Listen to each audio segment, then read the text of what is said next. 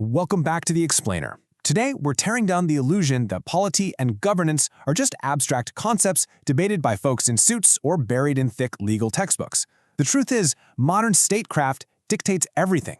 It controls what you can say online, how resources like water are shared, and whether the systems you rely on for your future actually work. Because here's a thought that's been keeping me up. What actually happens when the very machinery designed to protect us literally starts failing us? We're not talking about dusty old files today. We're talking about digital data monopolies, intense interstate water wars, and students out on the streets demanding a fair shot at life.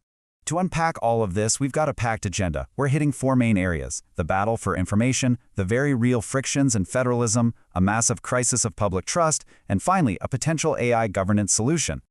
All right, let's jump right into part one, the battle for information, where transparency is going head-to-head with privacy.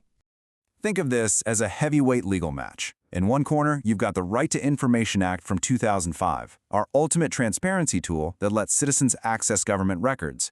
In the other corner, the brand new Digital Personal Data Protection Act, or DPDP Act of 2023. The Supreme Court is looking at this right now because there's a huge fear that this new data law could totally gut the RTI.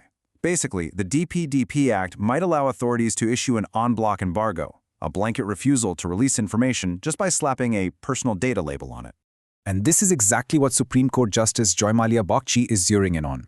He noted that while the old RTI law gave access with specific conditions, this new 2023 Act creates that en bloc embargo. He's pointing out that the RTI covers a massive domain of all data types, whereas the DPDP is specifically for digital data. Since both are central laws, the court is making it clear that we absolutely need to harmonize these two before one accidentally deletes the power of the other.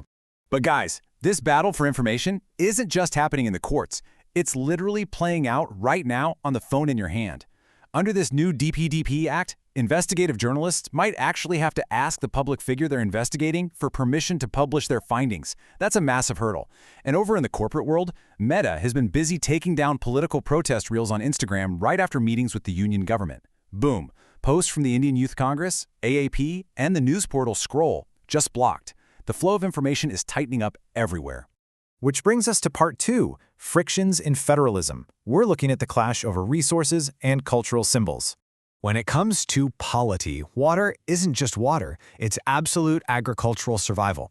We've got Tamil Nadu and Karnataka locked in a bitter dispute over the Kaveri River, specifically over building the Mekadatu Dam. Tamil Nadu's chief minister, C. Joseph Ajay, even pointed out that if hostile nations can sit down and talk, surely neighboring states can figure it out. Meanwhile, you've got Telangana and Karnataka fighting over the Krishna River, arguing over surplus water and demanding national status for irrigation projects. These are literal existential battles for resources between states. And federal friction doesn't stop at resources. Cultural identity is a huge friction point too. Look at how differently states are handling this. Down in Kerala, after the opposition accused the government of leaning too close to the RSS, they pulled back on a national directive, saying they'll now only sing the first two stanzas of the national song, Vande Mataram, at official events. But right next door, Tamil Nadu's CM is pushing a resolution to make their own state anthem mandatory before public events. It's a fascinating tug-of-war between national directives and regional pride. Let's pivot to part three, crisis of public trust. What actually happens when these administrative systems fail the people? If you want to see what a crisis of trust looks like, just look at Jharkhand right now. The emotion there is incredibly raw. Thousands of young people, led by groups like the JPSSJCC Reform Manch, have totally flooded the streets. Why? Because of massive alleged leaks and irregularities in state job exams. When the system compromises a whole generation's pathway to a secure future, the pushback is going to be fierce and unyielding. And the sheer persistence of these students is wild. Look at how this timeline unfolded. Day 1, they demand exam cancellations. By day 14, talks with the government completely stall, but the students don't blink. The pressure gets so intense that by day 15, the State Crime Investigation Department summons 3 serving Public Service Commission members who then promptly resign. Finally, on day 16, the government caves and cancels 3 major exams. Things got so hot that Chief Minister Hemant Soren had to step in personally. He's out there promising full transparency, vowing that the absolute strictest action will be taken against anyone involved. But here's the harsh reality of governance. Once public trust is fundamentally broken, words alone really don't fix it. You can see that lack of trust because the students are not backing down. They've won some battles, sure, but their remaining demands are huge. They want a full CBI probe into the exam leak. The state is saying their hands are tied by past court directions, but the students aren't buying it. They are demanding the total cancellation of any exam linked to a blacklisted agency called TSR Data Processing. Ultimately, they want a complete top-to-bottom overhaul of the state's exam system. So how do we actually fix these sprawling, bureaucratic messes before they explode into outrage? That brings us to Part 4, the AI governance solution and modernizing statecraft. Shashi Tharoor recently dropped an op-ed about Kerala that really hit the nail on the head regarding administrative flaws. He wrote that relying on annual reports and retrospective reviews isn't just inefficient anymore, it's become a literal structural hazard. And he's right. By the time a yearly report tells you about a policy failure, a fiscal leak, or a ruined exam, the money's gone, the trust is gone, and it's way too late. To actually fix this, Tharoor is pitching a massive tech upgrade for statecraft, moving us from making excuses after the fact to proactive problem solving. He outlines 3 big steps. First, smash those departmental silos. Health, finance, and education shouldn't be flying blind from one another.